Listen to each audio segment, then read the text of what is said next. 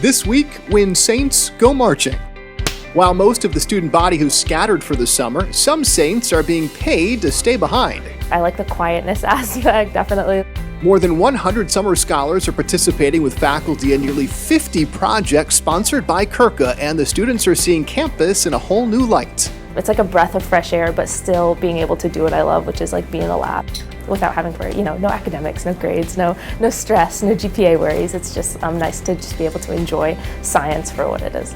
Maria's science is focused on cell migration, which in a way we can all relate to. For example, when we go from like SSU to Roger Bacon, we want to go from point A to point B, and sometimes on the way, we might want to stop and eat something. But what factors influence the cell's detour? The students are seeking answers in the cell migration and microscopic roundworm. Next, it'll be zebrafish, and potentially the research may inform the understanding of certain diseases in humans.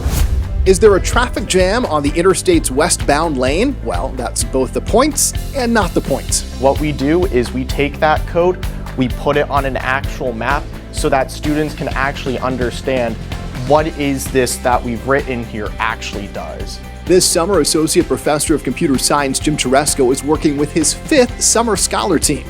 They're improving an educational tool called METAL, which stands for Map-Based Educational Tools for Algorithm Learning.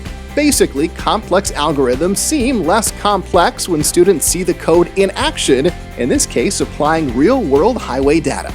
We've actually have PhDs from other universities using it now for their own research. It's a mere 15,000 lines of code from about 15 authors, and it could be used to teach similar concepts in high school.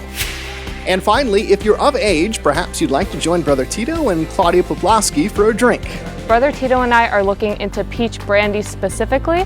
But be forewarned, the conversation might sound like this. So we're essentially going to be taking fractions and seeing what the enzyme activity level is over the course of time. Several students are collaborating with faculty on the Siena Beverage Institute, and their research reports often happen over tastings. Breathe through your nose as you drink, or how does that work? Always smell everything. There will be a blind tasting at the end of the summer to measure their knowledge gained. Meanwhile, students are also working on marketing, design, data analytics, and more, not to mention the science. One day we're researching wines and whiskeys, and then the next day we're rebranding a little apple cidery business and, trying to get their labels created and stuff like that. With few distractions on campus, it's easy for the summer scholars to get a lot done, but there is a downside. There's not that many people here, so I get to see campus completely empty, so it's kind of sad. Peace and quiet can be a nice change of pace, but to the rest of the student body, hurry back soon.